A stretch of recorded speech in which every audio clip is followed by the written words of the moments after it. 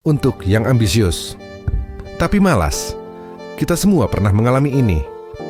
Awal tahun, semangat membara, resolusi besar. Tahun ini gue bakal super produktif. Jadi versi terbaik diri gue. Tapi seminggu berlalu, lalu 2 minggu. Dan tiba-tiba, kita malah maraton nonton serial favorit sambil berkata, besok deh, mulai serius. Masalahnya, besok seringkali nggak pernah datang. Kita tahu persis apa yang harus dilakukan. Mulai proyek, olahraga, belajar. Tapi tetap aja, nggak ada aksi nyata. Hasilnya, rasa bersalah mulai merayap pelan-pelan. Kita mulai merasa gagal, lalu ngejustify. Ya udah deh, emang guanya yang gini. Tapi masalahnya lebih dalam dari sekadar malas. Ini soal siklus yang terus berulang.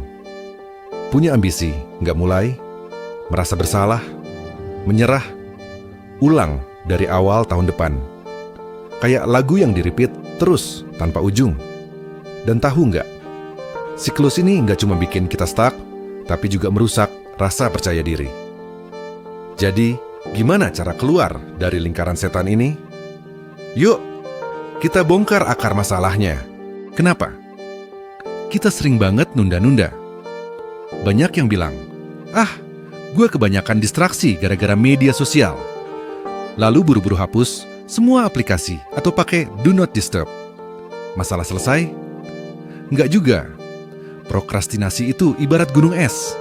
Distraksi cuman yang kelihatan di permukaan. Tapi di bawahnya, ada raksasa bernama inersia. Inersia ini konsep fisika sederhana. Benda cenderung diam kalau nggak ada yang dorong. Dan otak kita sama persis. Kita males mulai karena tugas yang kelihatan gede terasa berat banget buat dijalani. Contoh, ada tugas nulis makalah 5.000 kata. Otak langsung panik. Waduh, banyak banget. Gimana mulainya? Akhirnya, kita malah nonton video kucing, lompat-lompat. Relatable.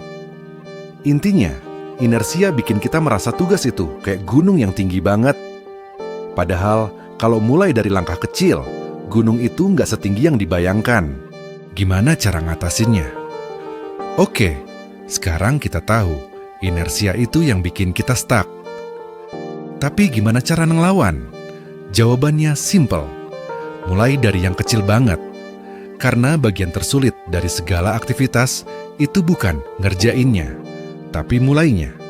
Ibarat mau lari pagi, tantangan terberat bukan larinya, tapi bangun dari kasur yang nyaman.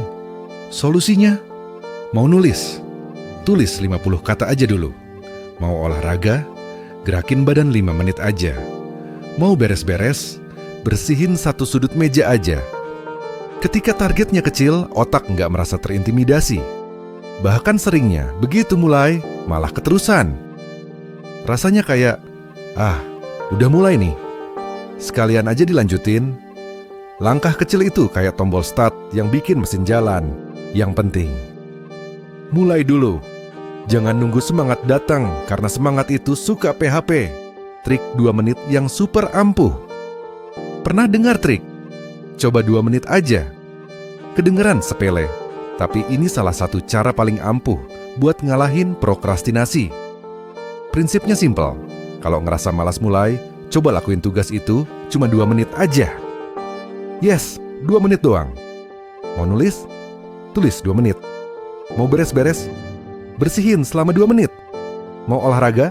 Lompat-lompat 2 menit. Kenapa ini efektif? Karena 2 menit itu terlalu singkat buat ditolak otak. Kita bakal mikir, 2 menit doang, masa nggak bisa sih? Tapi yang ajaib adalah, setelah 2 menit sering kali kita keterusan. Kenapa? Karena setelah mulai, momentum kebangun, dan otak malah pengen lanjut. Ibarat dorong bola. Awalnya berat, tapi begitu jalan, bola bakal ngelinding sendiri. Dan kalau ternyata setelah 2 menit kamu berhenti, it's okay, yang penting udah mulai.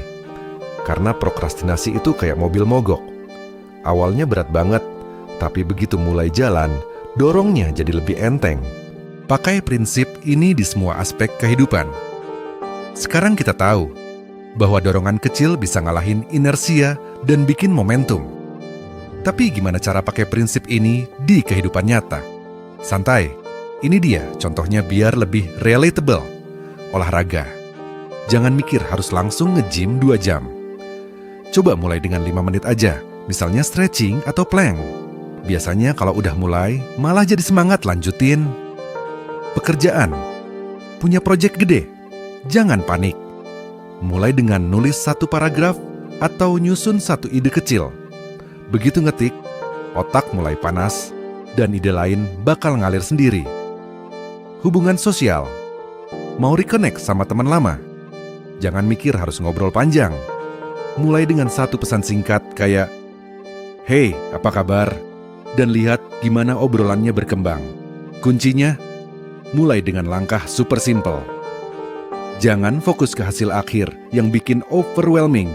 Yang penting, mulai dulu. Langkah kecil, perubahan besar. Mau ngatur keuangan, nulis buku, belajar skill baru. Prinsip ini berlaku di mana-mana. Mulai kecil, lanjut terus. Siapa sangka, langkah kecil bisa bikin perubahan gede. Ingat kutipan legendaris Martin Luther King. You don't have to see the whole staircase. Just take the first step.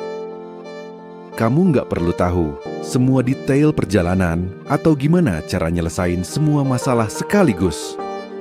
Cukup fokus ke 1 langkah pertama. Mau belajar bahasa baru? Mulai dengan 1 kata per hari. Mau hidup lebih sehat? Ganti 1 makanan aja, dulu dengan yang lebih sehat. Punya impian besar itu kayak bangun tembok. Setiap langkah kecil adalah batu bata yang bikin tembok itu makin kokoh. Hari ini mungkin progresnya belum kelihatan. Tapi percaya deh, tiap langkah kecil yang konsisten bakal ngubah hidup kamu pelan-pelan. Jadi, apa langkah kecil pertamamu hari ini? Terima kasih sudah menonton. Jangan lupa like, subscribe, dan tinggalkan komentar. Kami sangat menghargai dukungan kalian. Semoga harimu menyenangkan dan sampai jumpa di video selanjutnya.